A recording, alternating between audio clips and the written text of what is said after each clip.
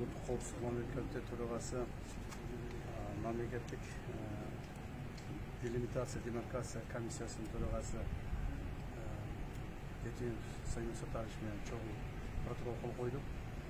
Ал протокол негизги мааниси бүгүнкү Кыргызстан жана Тажикстан менен болуп аткан конфликтти токтотуу, мындан ары конфликттин кесепеттерин жоюу жана мындан ары конфликтке жол бербөө максатында кол коюлган протокол болду.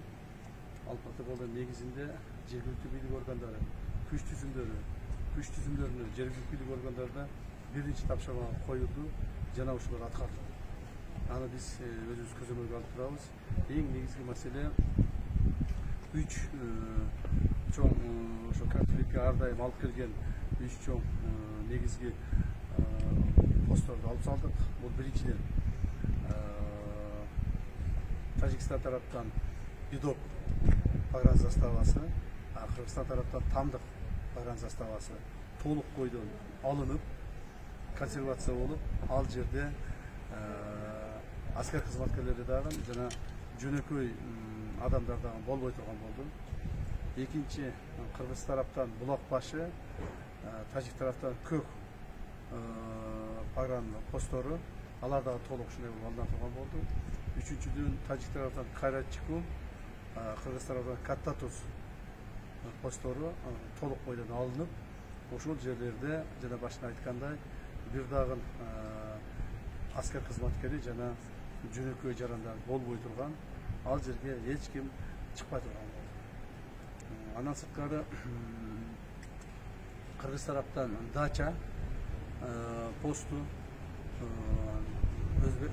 Тажик тараптан Шаршене посту алына турган болду.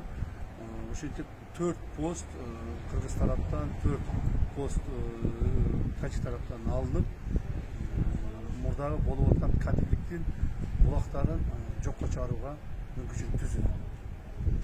Мындан сырткары экинчи пункт менен биз дагы чечим кабыл алдык. Мамлекеттик делимитация демаркация комиссияларынын ишин тездетүү, ошолорго импульс берип, тез аранын ичинде комиссиялар чогулуп, биригип, чек ара маселесин чечүү боюнча дагы сүйлөшүп алдык. Буюрса ушул маселелердин баарын чечебиз деген ойдобуз. Биз Кыргыз тарап протоколдо жазылган бардык пункттарга так жана өз убагында аткарат деп ишенип айтып кете аламын.